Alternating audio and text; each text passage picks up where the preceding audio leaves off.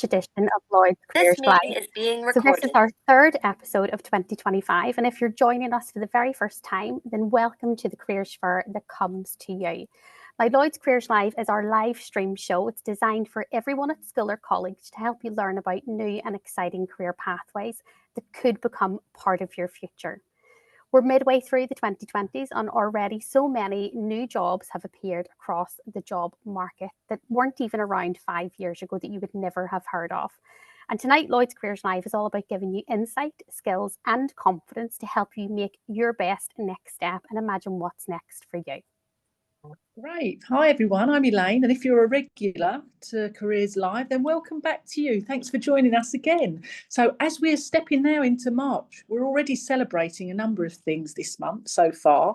So this week is actually Scottish Apprenticeship Week, for those of you that don't know, and that celebrates the benefits that apprenticeships bring to individuals, businesses, and of course the economy. It's a fast follower on from National Apprenticeship Week. But so much going on. I mean, it's also, Grainne, National Careers Week as well this week. So it couldn't be a better time to speak to you all and chat with you. So as you know, those of you that are our regular returning listeners, Lloyd's Careers Live is all about bringing experts and colleagues together in one place to help you figure out what's your next step and the best next step for you. So tonight we've really got a great lineup of guests in store for our show, which is all about how to become an entrepreneur.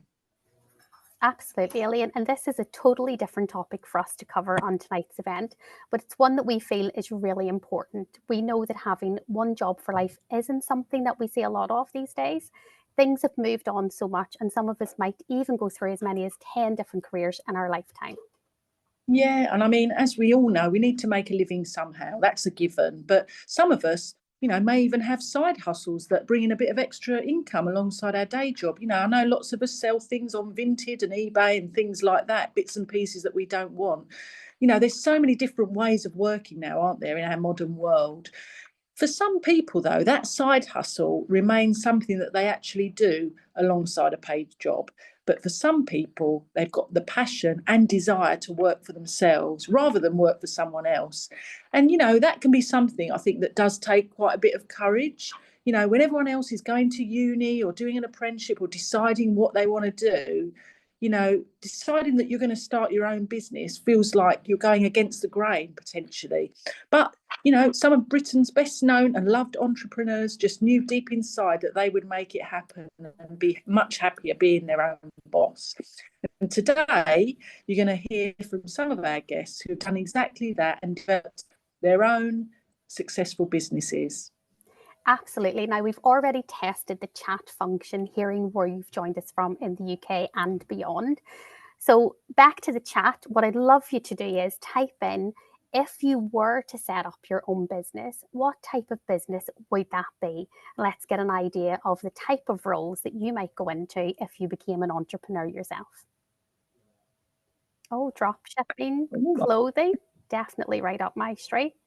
Yeah. Skincare. Marketing, anime, such a range, Elaine, so many different.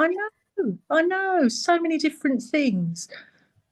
Oh, they're just keeping on coming. Well, obviously we've got a lot of budding entrepreneurs on the call, Grainne, tonight. I mean, I think, there's some great ideas there. We will go through and hear some of our entrepreneurs around their particular stories, but thank you for sharing that. That's really, really interesting. I just wanted to do something that we always do at the start of our Careers Live, is do a little poll with you. We'd love to know, on a scale of 1 to 5, what extent are you actually thinking about maybe working for somewhere like Lloyd's Banking Group in terms of a potential employer? We don't mind what answers you put in, to be honest, just to get a little feel for where your thinking is. It's okay if you're a little bit curious, then you're not sure, just put yourself down as a 1. If you can see yourself as a future person sitting here doing this job, then maybe it's a 5. What do you think? Let's have a little look, Grainne. Yeah, lots of 3s and 4s coming through, Elaine, there. That's interesting that people are kind of on the fence, making a decision, not sure. Yeah, well, we'll revisit that, won't we, Grainne, when we get to the end? We absolutely will. So we'll come back to that later in the show, and we'll see how those scores may have changed by the end of tonight's episode. And like Elaine mentioned, tonight's episode is all about how you could become an entrepreneur. I'm super honoured and thrilled to introduce you to our first guest and very much a friend of Lloyds Banking Group here, Anthony MBE. Now, Anthony was indeed one of those people who didn't follow the herd and started his career as an entrepreneur while at school. And since then, he's started, scaled, and even said goodbye to a number of businesses along the way. This first-hand experience has made him a proper advocate for small and mid-sized businesses and has led him to become the chief executive of Be the Business, which is a not-for-profit that works to increase productivity of businesses across the country. And it's already generated £915 million of productivity gains in the small businesses that he's worked with. Now, Anthony leads the International Advisory Board at UCL School of Management, and he also chairs the City and Guilds Industry Skills Board, as well as leading the Department of Education's Apprenticeship Ambassador Network. So, Anthony, welcome to Lloyds Careers Live. We're so happy to have you join us this evening. Oh, it's so great to be here. Very excited to be talking to you this afternoon, Grainne. Yeah, there's so much to learn from you. So we'll get stuck straight into some of the questions that we have and we want to pick your brain on. How did you get started as an entrepreneur? So really early. I mean, I can't remember a time.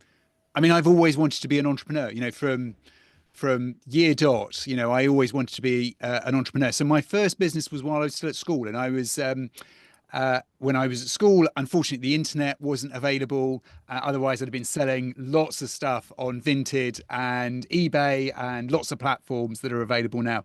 But in fact, I started my first business selling stationery out of my school locker to my fellow students, and it taught me a lot about business. I was, it was a really nice business, and so I didn't need to have a Saturday job because my business at school was doing great. I got into some trouble for doing it. The school wasn't happy about me doing it, but it was a great learning experience and a really good way for me to sort of start my journey as an entrepreneur. So interesting. So you've always had that entrepreneurial mindset, even back in school. Yeah. And Anthony, what type of businesses have you been involved in then? So lots of businesses. I've worked a lot in the technology sector. And so my first business was in mobile phones, and I built a business in mobile phones. I then went on to build a sort of a telecoms business. I've been very lucky in my career. So by the time I was 29, I'd sold my first big business, which meant that at 29 I was a millionaire, which was a really staggering achievement because my background was there was nothing sort of particularly special about my background, and I came from quite a poor family. But despite sort of all the sort of limitations that provided, I worked really hard in my 20s and built up a really valuable business as a result. And so was very lucky to be able to sell that business and to be able to walk away with sort of a life-changing amount of money, but more importantly to sort of have sort of really achieved something quite important. Because when you're an entrepreneur, I always think starting a business is fairly straightforward, and you've put some resources in the chat to help businesses to help people start their businesses, and arguably I think it's easier now to start a business than it's ever been, and there's lots and lots of platforms that you can use to sell the things that you produce. But I think for lots of entrepreneurs, the ability to do that and build a business that's valuable enough for somebody to come along and buy your business is a really important part of your journey. And so I was very lucky. I was very lucky, but also a huge amount of hard work went into sort of achieving that milestone at a very early age. And then I went on to do some other businesses. I went over to Silicon Valley and I worked in financial services, started a financial services startup in Silicon Valley, which was very exciting. My business partner had worked with Steve Jobs and Steve Wozniak in sort of creating Apple. It was a really exciting business, an exciting team that I had built there. And then I came back to the UK and built another technology business, which I exited a few years ago. And since then, I've been involved a lot in sort of skills and apprenticeships, and really, really interested in how to encourage other businesses to be successful. And that's one of the reasons why I'm now running Be the Business. But it's been a long journey, and lots of exciting things, but also sort of, it's tough. Building a business is not an easy thing, and not something that you can do part time. Certainly from my experience, I invested a lot in order to sort of achieve the things that I have done. Wow. I'm sure I can speak for everyone listening today. Super impressive, from selling pastry from your locker to a millionaire at 29, and then working with the greats like Steve Jobs. What an impressive career journey you've had. Anthony, what convinced you to go against the status quo and not follow the herd and become your own boss? I mean, it's kind of what I said earlier on, that actually I never really thought about getting a proper job. For me, it was always about starting my own business. I think what your parents do is a big influence. I speak to lots of entrepreneurs, and their parents were involved in starting a business, and certainly that was the case for me. My father, my mum and dad had a business, and it was a wedding photography business. So I didn't really see my mum and dad at the weekends. I'd kind of go and stay with my grandparents because they would be working, all day Saturday and sometimes Sunday. And I suppose that sort of really inspired me about, what it's like to be your own boss. I will admit, I did follow the path a little bit that everybody does. My parents were very keen that I went to university, and I'm sure there's lots of people on the call today that would sort of recognise that pressure. And so I went to university, and I did university for a bit, but I kind of came out of that thinking, there's just no way I'm going to get a graduate job. I'm really not interested in getting a graduate job. And one of the things that I sort of regret was that I didn't start my journey as an entrepreneur sooner. University was very good for me. It meant that I could move away from home, and I moved to London, and that was transformational for me. But I have to say, there is not a single day where sort of running my own business is not sort of a source of real motivation and inspiration for me. Wow. So a real product of your environment, that strong work ethic that you've seen from your parents. Yeah. And what would you say is the biggest positives from being an entrepreneur, Anthony? So I think there's something, for me, it's really important that whatever business I do has a real impact. And I think I speak to lots of entrepreneurs, and I'm sure, I know you're going to speak to Dan in a bit, but I think all entrepreneurs want to change the world. They want to change their bit of the world, and that's what's really exciting. I've always sort of been involved in businesses where I want to make something better than it is, than when I start. So that might be, how can I help businesses use their technology better, or how can I help develop skills better in organizations, or in my current job, how can I help businesses improve their performance? But for me, that's what's really important. I think that the worst reason to become an entrepreneur is if you're motivated by money, because it's a hard slog, and there's no guarantees. And I know I was very lucky, and I know some entrepreneurs, spend their whole lives sort of building businesses in order to get valuable exits. And so I never think money is a good enough motivation. For me, certainly, it's about how can I make the world a better place by doing what I do. And for me, the only way for me to do that is by setting up, starting, growing, and hopefully exiting sort of the businesses that I've been involved with. Amazing. So real purpose-driven businesses. And then you've touched on this a little bit already, Anthony, but could you just elaborate a little bit more on the challenges that you found? Yeah, I mean, it's tough. Building a business is really tough. And I think I think for me that, the most difficult part of the job is it's quite lonely. When you're running a business, you've a team, you might be by yourself, you might be a sole trader when you start, and then you start employing people, and those people look to you for answers. And very often you don't have anybody to talk to about some of those challenges. So I think the downside of being an entrepreneur is that it's quite a lonely it can be quite a lonely job. But that downside is offset by sort of the huge amount of satisfaction you have of building something that's valuable, of winning. For me, winning new customers, I love winning new customers. It's the most exciting thing, because when you get a new customer, it proves that your business works. Like, you can have the best business idea in the world, but unless somebody buys your stuff, it's just an idea.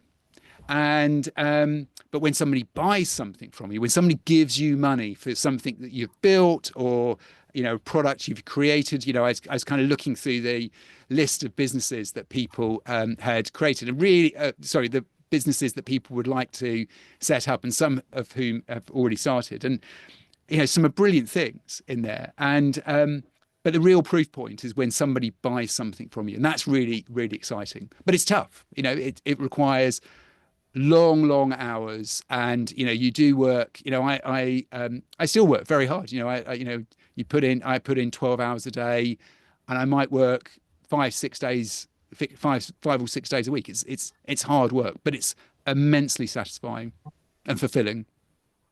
Brilliant. So we have over 1,300 young people on the session this evening, all thinking about potentially becoming an entrepreneur. Do you have any thoughts or advice for those listening about the ups and downs that could come from it?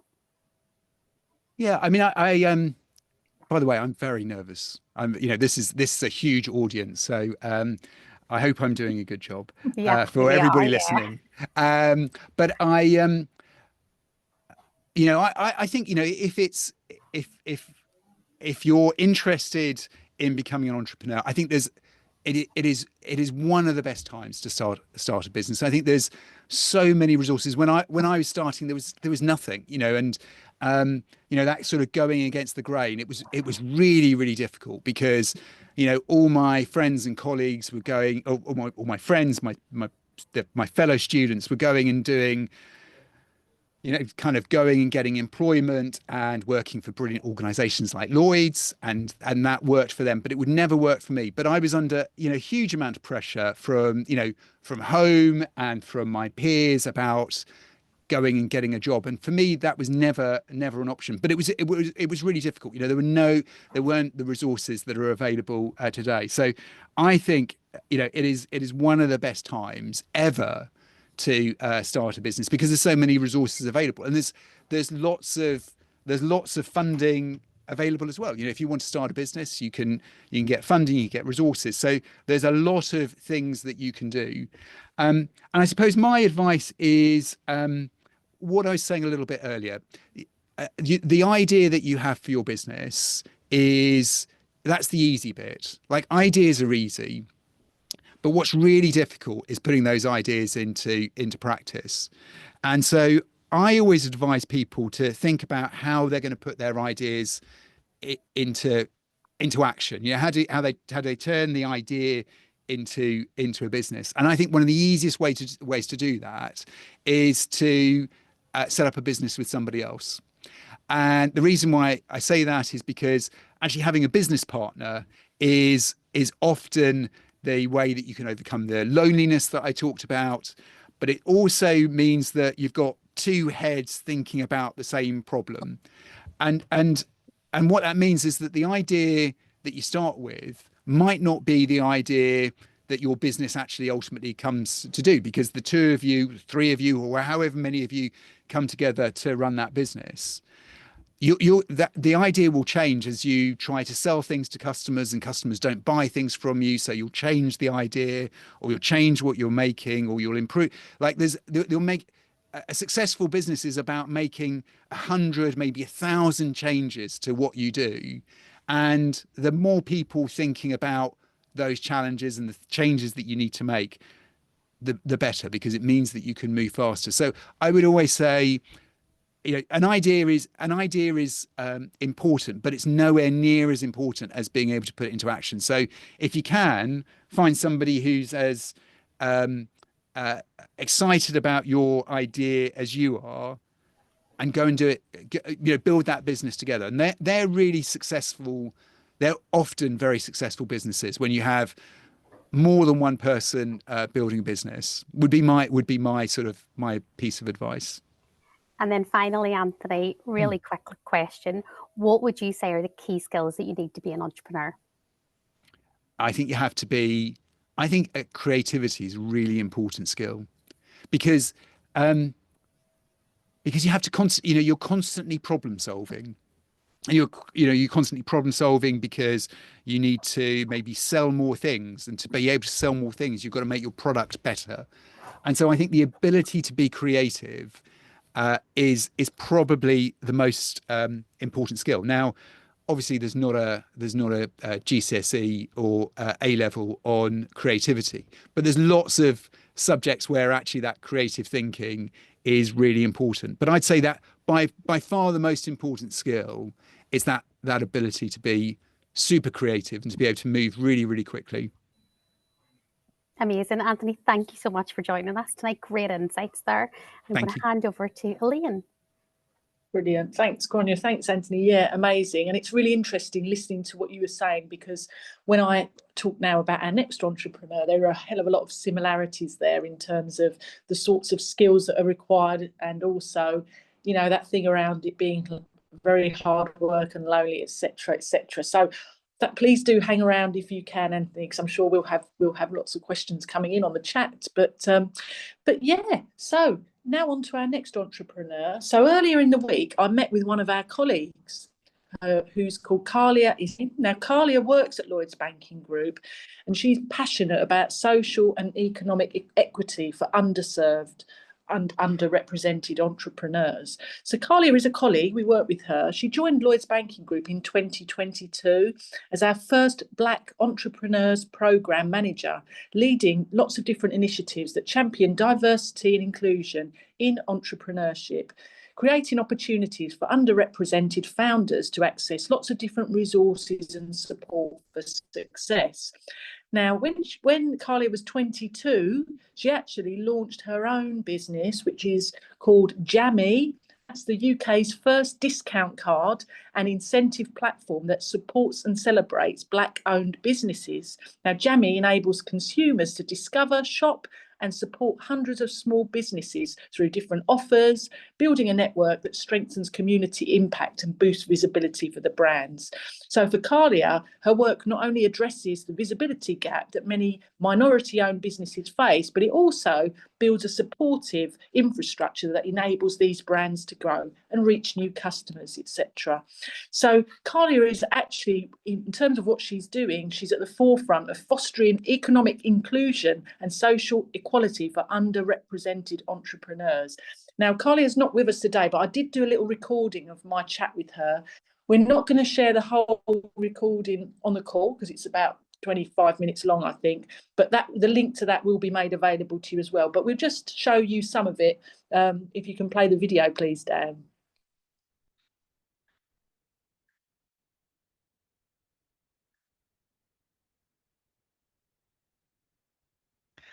Hi, Carlia, nice to meet you. It's lovely to meet you too, Elaine. Thank you so much for having me. Oh, brilliant. I'm really excited to speak to you and chat about all of the interesting things that you're working on. So for those of the people that are listening in, so Carlia it leads our Black Entrepreneurs Programme. So we're really interested to hear a little bit more about what your day-to-day role is, Carlia. So can you tell us a little bit about that first, please? Yeah, of course. So I've been in this role for just over 2 years, and I run everything that the bank does to support the progression of Black-owned businesses in the country. So what does that mean? Some of that means running the initiatives that we have. So we've got programs with organizations such as Foundivine, which got the Immerse program, which is like a year-long educational program for Black founders that are at their early stages. So within that, we've got accelerator programs, we've got networking events, we've got workshops to help upskill them and get their foundations in place. But then we also have partnerships with organizations like Channel 4. We've got our Black in Business initiative, where we give away just over £500,000 worth of TV advertising to Black-owned businesses. We've been doing that for the last couple of years. The winners for the most recent edition have just been announced, and so we're currently working on getting those ads up and ready and making sure that they're really supported to make the most of all the opportunities that it's going to bring. And then I also am looking at more systemic level initiatives as well. So how are we changing internally as a bank to make sure that we're really best placed to serve Black business clients when they need access to finance?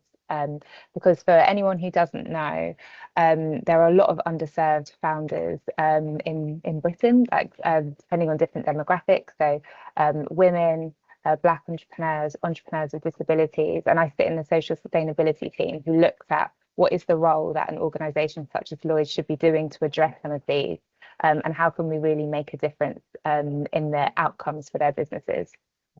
Oh, amazing. Well, it's incredible to hear about all of that activity that goes on. And I think there's probably lots of people that just weren't aware of all of these types of things that Lloyds Banking Group do. So it's brilliant that you've been able to sort of bring that to life a little bit for us. I mean, obviously, that's a big role in terms of your day-to-day role, but obviously the reason we're chatting as well today is because you've actually got your own business, haven't you? That you also manage. So what is the business that you've got, Carlia? So basically, if we rewind all the way back to 2016, which seems like a very distant time now, I started a business called Jammy, which is a discount card and a marketplace for Black-owned businesses. And so it was all about how do we help people to shop with businesses from the Black community on a more regular basis. And it was born from the first wave of the Black Lives Matter movement, where very similarly to everything that happened in 2020, people were calling for more resources to go to the Black community, for easier ways to discover and shop with Black businesses. And that's where the concept of Jammy was born. So I've actually been running it since I just came out of uni. That's probably my longest role that I've ever had is running that business. And that's actually how I ended up in this role, because in 2021, the bank asked me to join their Black Business Advisory Committee. So when they were just starting to create the Black Entrepreneurs Programme and starting to understand what it should be, they wanted myself and 11 other Black entrepreneurs to start advising them, supporting them, steering the direction of the programme. And then when the programme really started to become fully fledged and they wanted someone to run it full time, I moved over from the committee to be the Black Entrepreneurs Programme Manager. And I've been balancing running Jammy and working in Lloyds at the same time. Oh, what an incredible journey then. When you think about that, having your own business there and making such a difference with that you've been able to come in, and that Lloyds Banking Group have sought your support in helping to support our activities as well. I mean, we'll come on to how you're managing the two in a minute. But how did you actually get started then, Carlia? That's a really good question. So I knew about a year before that I had this idea for this business, but I didn't know what to do with it because I don't come from a family of entrepreneurs. I come from a family of teachers, so I didn't know what does starting a business mean.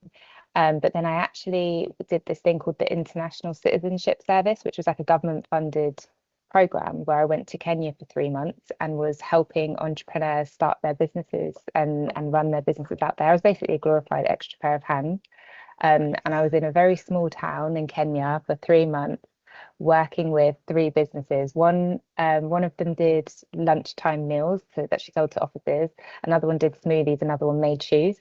And I just realized how sometimes we overcomplicate starting a business, and actually you just need to do one thing at a time to just kind of get it started and get it rolling. Then when I came home, I thought, you know what, I've had this idea sitting in my head for about 6 months. I'm just going to do the first step. And the first step is asking people if this is the type of business that should even exist, doing a bit of market research. And then once I'd done enough market research, I realized, okay, there is demand for this. What's my next step? My next step is creating a social media page. And then I started that, I got a bit of traction. And then my next step was, okay, I think I need a website now. And I just did things step by step rather than trying to kind of climb this insurmountable mountain at the beginning of my journey.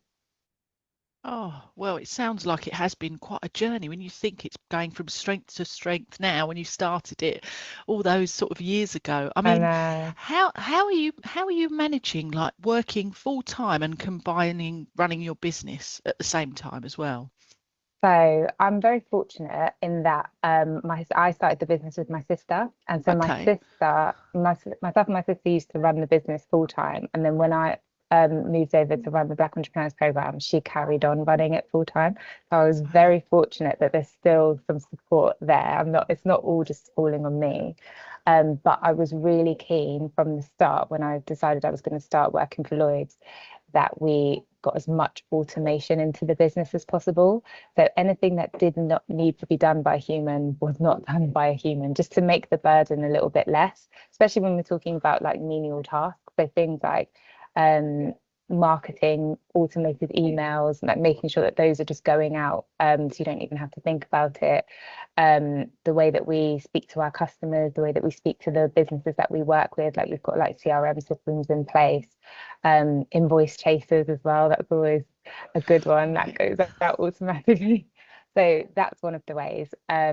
And then secondly, I make sure that I carve out time for when I am focusing on my business rather than Lloyds, and I keep really disciplined for that, because you do only get out what you put in. So I do have to be present and I do have to be committed to investing time and energy into it, and have to be really precious about that and really defensive about that time. But thirdly, I also have to recognize that what I'm doing is not easy. And it is tiring and it is draining. And so those times where I am really exhausted, that's normal, that's natural. And sometimes you just have to lean into your slumber. And if you need an early night, you need an early night. And if you need to take a break, then that's what you need to do. Because most people do just have 9 to 5s. It's a massive extracurricular to also run a business on the side. And sometimes you have to give yourself grace for that. But that was a lesson it took me a long time to learn. Oh, I bet. I can only imagine how it's been juggling everything and putting everything into something that you're so passionate about. I mean, there's probably many positives, Carlia, of what you're doing. Do you want to share with everybody what some of the positives are that you would say? Definitely. I've got positives of having my own business. Yes. So the fact that I can make whatever decision I want. There's not as much stakeholder management, which is great. I can decide exactly what I want to do, when I want to do it, and how I want to do it. So things are an awful lot quicker. I also have complete control over, well, I used to, when I ran it full time, I had complete control over my calendar, which was great. And I could decide, I think I'm going to clock off early, or I think I'm going to do this, or I think I'm going to do that, which is amazing. And it's a real outlet for my creativity, because when it's my business, I can do whatever I want with it, and it can manifest however I want it to be. Obviously, working within Lloyds, there's a lot of restrictions on the things that I can do, and I can't just think about, well, I think this would be good because of X. I have to think about like Lloyds as a brand and actually how that would make the bank be represented within the community and things like that. So you've got a lot more freedom when you run your own business, which is fantastic. However, it also does come with the fact, your own business has a lot less resources than the bank does. For instance, a lot less minds involved. So as great as it is that I can just make all of my own decisions, I have less people to bounce my thoughts off of. There's it's myself and my sister, and there's a few others as well who we'll talk about our decisions with, but actually it's so helpful to have the bank and so many different opinions, because then you can really start to think of all the different sides of things. And there is nothing like not feeling the stress of having to pay the bills at the end of the month. It was when my first month of working in Lloyds, when my salary came in, and I was like, oh my God, this is just like a breath of fresh air. Like I mean, not to say that I was worried when I was running my own business. It wasn't, but it weighs on you. You don't realize how much it weighs on you that you've got the lives of multitude of, you've got multiple livelihoods depending upon you as a business owner and the decisions that you make. And to be able to take myself out of that equation and be like, oh, my salary is actually not dependent upon, so dependent on me anymore. It's part of a bigger organization. A huge weight is lifted. Yeah, I mean, and I mean, in terms of positives, obviously the impact that you're making as well, Yeah, to all those absolutely. communities and stuff, it like you say, it's incredible that you're able to do that. I mean, we hear a lot about people running their own business. We know that it's not all glamour. We know that, there's a lot of hard work involved in things. If you had to think about some of the less positive aspects of it, what things are there that you'd want to share with everybody that you'd to be aware of? So I would say it's probably the emotional toll that it can take, because the work itself is not hard. It's you wake up, you make decisions, you do what you said you were going to do, X, Y, Z, like that. That part's not hard, but it's the emotional part. Thanks, Dan, and hopefully you can hear me again. We've stopped the video, but yeah, I mean, it's great to listen to Carlia there, and like I say, the full video will be available for you to listen to. I want to make sure that we give Dan enough time to chat to him as well, but it was really interesting. I mean, Grainne, we were chatting, weren't we, about Carlia's journey, and she said that being her own boss is so rewarding. You learn so much from doing it. And like what Anthony said, actually, the most rewarding thing for her was when she received positive feedback on her product from customers. So she did say it was really hard. Her advice was to make friends with other business owners so that they can support you too. She said, lead with kindness and believe in yourself. And I did ask her about her top 3 skills for an entrepreneur. And she said, emotional intelligence, ability to listen, and the ability to change course. So lots of similarities there. So with what we've been talking about. And, I think for everybody to remember, really, lots of really successful businesses have had a lot of failures along the way. So resilience is absolutely key. Brilliant. Thank you, Elaine. So now it's time to catch up with our last entrepreneur of this evening, someone who you'll all know very well. I'd love to invite back on screen Dan Miller, the CEO of Young Professionals. Welcome, Dan. Hi, Grainne, and hi, everyone. Thanks for having me as part of your session this month. Yeah, it must be unusual for you to be on the camera as a guest rather than running the event. So, Dan, can you tell us a little bit about your business and what it involves?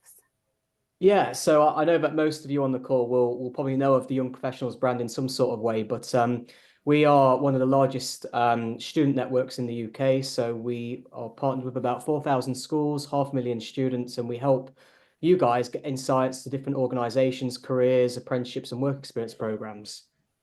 And how did you get started, Dan? Yeah, so I actually set the brand up when I was in school. So I was in year 12. Always kind of had a passion for business and entrepreneurship. Didn't really want to go to university, and the business just came about as like a bit of a passion project, really. I thought, wouldn't it be great to set up a little networking event in Derby, which is where I'm from originally.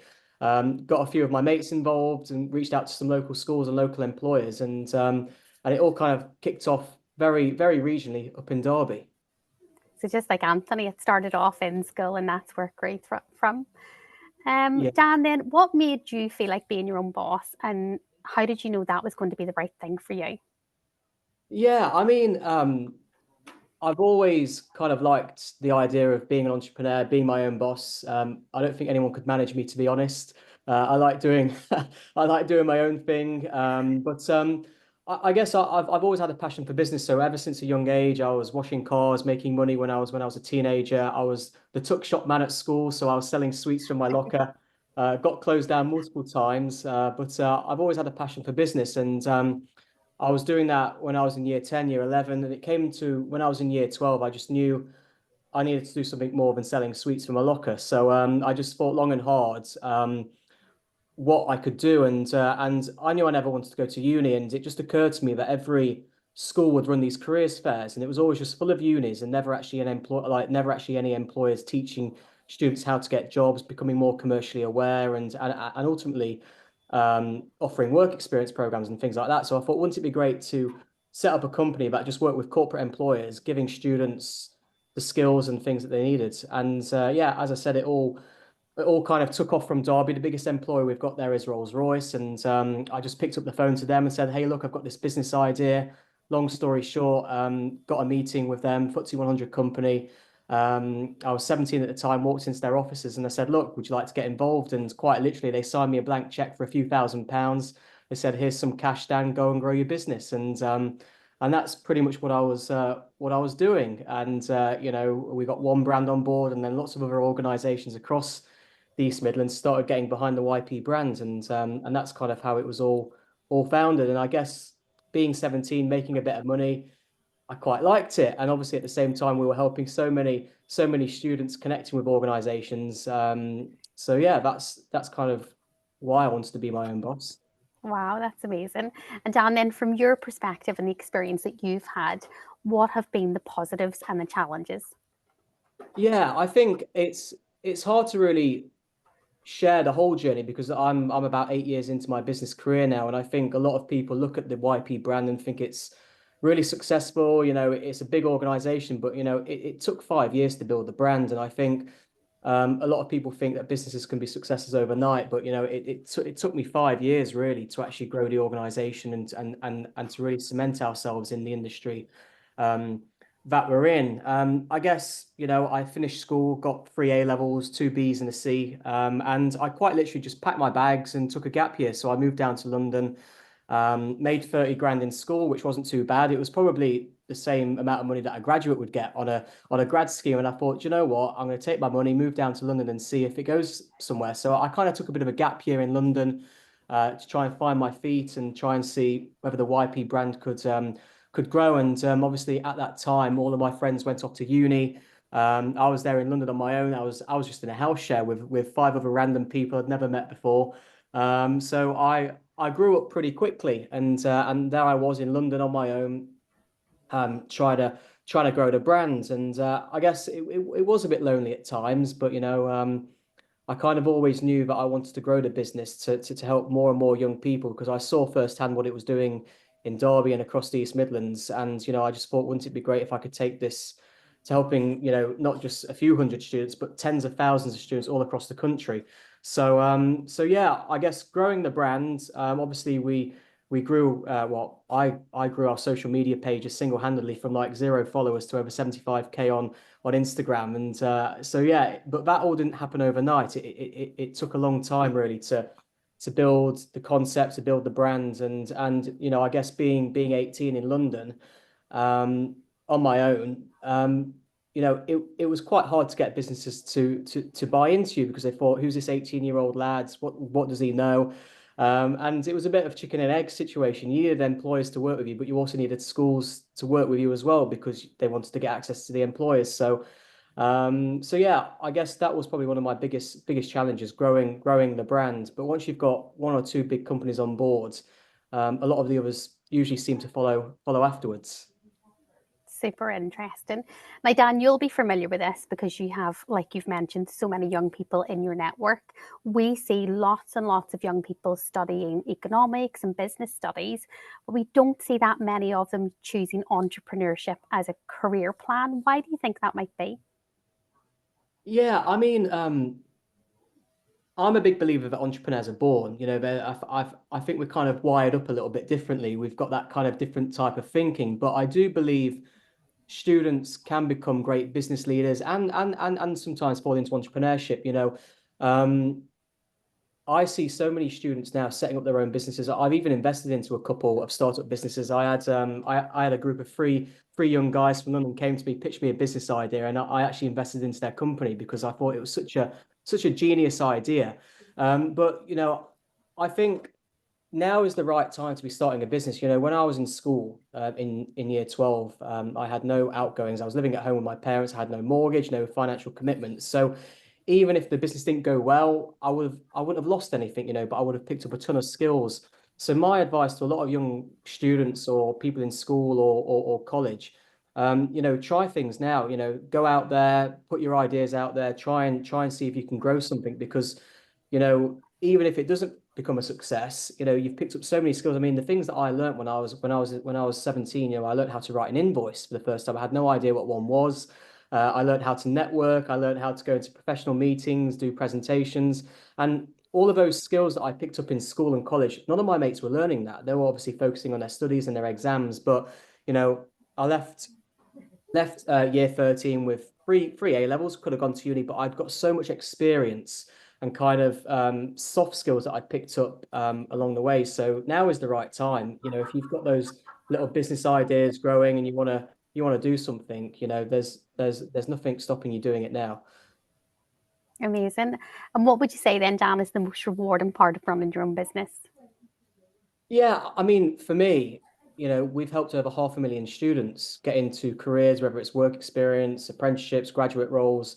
I think for me, the most rewarding thing is actually helping, you know, not just a few hundred, but tens of thousands of students every single week into careers. You know, I think one of my really kind of amazing parts of it all is that, you know, I get apprentices coming to me now that I didn't even realize were part of YP programs, and they're now working at all of these different organizations.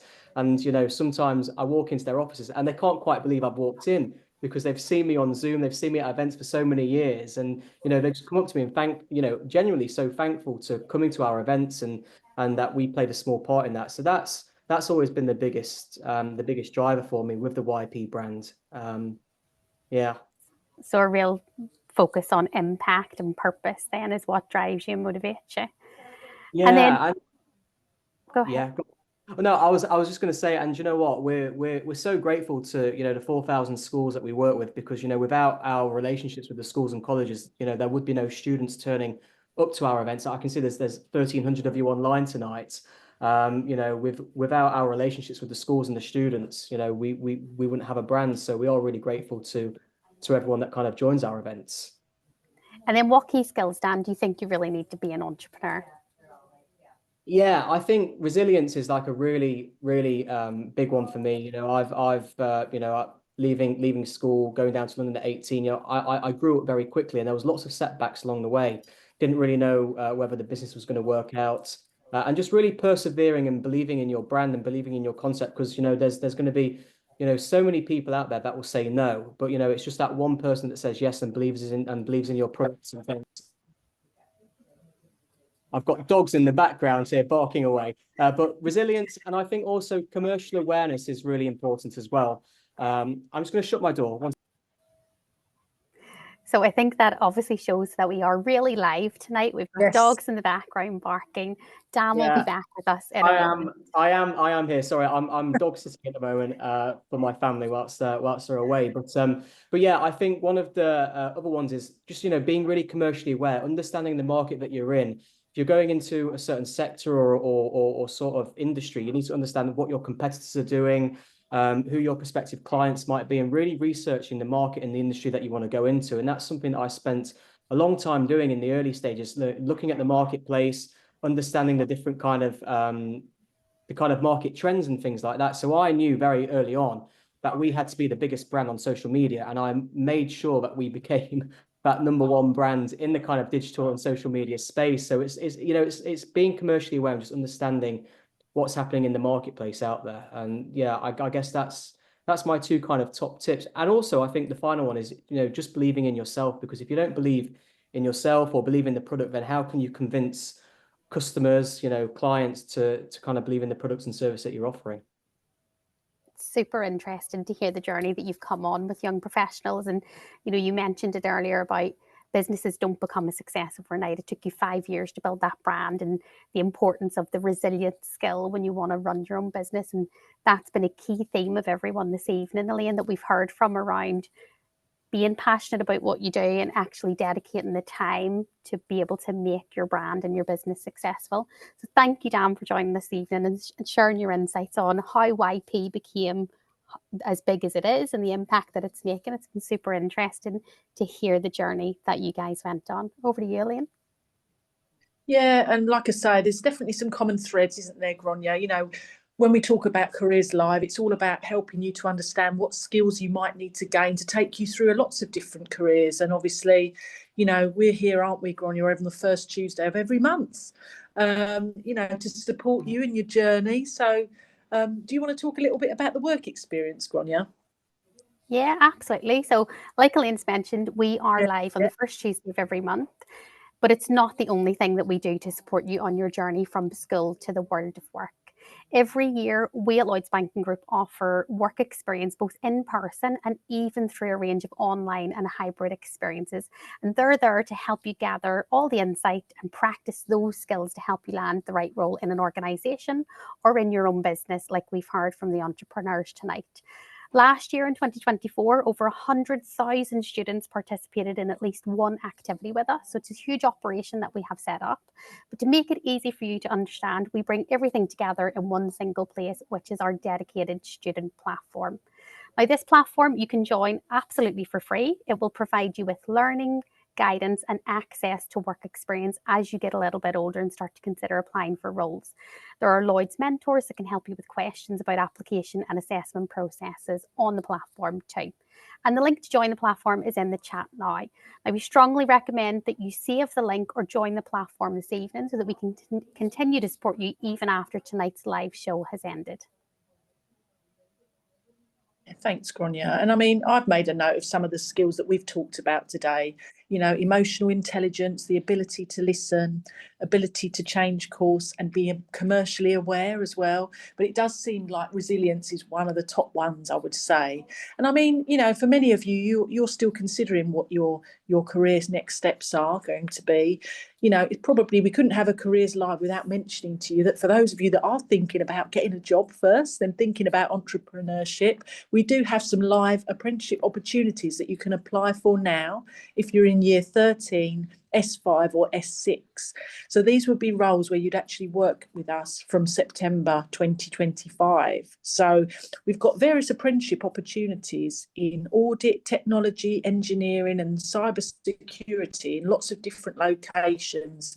So you'll be able to find out more details about these roles when you access our Lloyds Banking Group talent site. So again, we'll put the link in the chat. Brilliant. And earlier at the start of the show, we asked you a question about how you're considering Lloyds Banking Group as a potential employer. So let's bring that poll back up again and see if we've had any increase on the scores. So if you're seeing yourself firmly working for Lloyds Banking Group, serving 30 million customers across the UK, maybe you're now at a 5.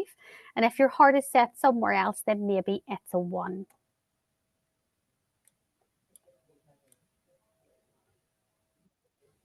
Yeah. Okay.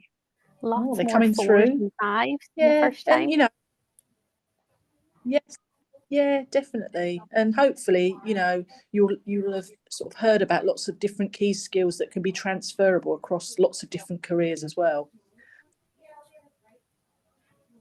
So, okay, that's great to see. So, like I say, resilience is key, as we've said. And, you know, from in terms of today's Careers Live, if you have missed anything from today, you can hop over to our YouTube channel from tomorrow and you'll be able to catch the replay along with all the other episodes of Lloyd's Careers Live. Yes, and coming up next month on Lloyd's Careers Live, we'll be exploring careers in finance. So you can catch us again on Tuesday, the 1st of April at 5 p.m. It's been a pleasure to have your company this evening, and thank you to all of our fantastic guests on the show. Wherever your career takes you tonight, we hope you have helped inform and inspired you. Bye-bye for now. That's great. Thanks to the team at Lloyds Banking Group and to Anthony as well, and all of the colleagues who have been involved with the session here tonight. We really hope that you've enjoyed it and we've somewhat inspired you a little bit more to get into business and entrepreneurship. And I just want to remind you all that we will be posting the recording onto the Lloyds Banking Group YouTube channel. So if you'd like to catch up on this session, you can do. Just a few last things from myself. We have just released the certificate link into the resources tab. And I know that my colleague Michelle is also going to pop that link as well into the chat box for all of you. So I will just give you a few moments to make sure that you do click onto those links. I did also want to remind you again, all of the resources. So we've got some amazing resources in the resources tab. So from business templates, business guides, how to formally set up a company with Companies House and HMRC. So please do take note or click on all of those links before you do exit the session here tonight. But once again, I do want to thank you all for joining us. We hope that you've enjoyed it, and we are going to be back here again on the 1st of April which is going to be all around careers in finance. So whilst you're navigating all of those links there, I am just going to play a final video to end the session off here tonight.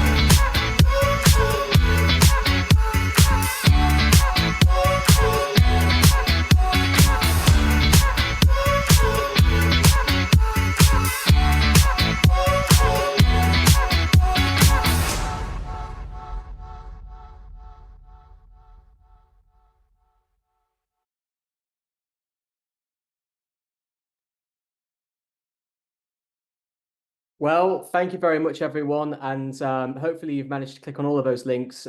We wish you a great rest of your week and a good evening. Thank you.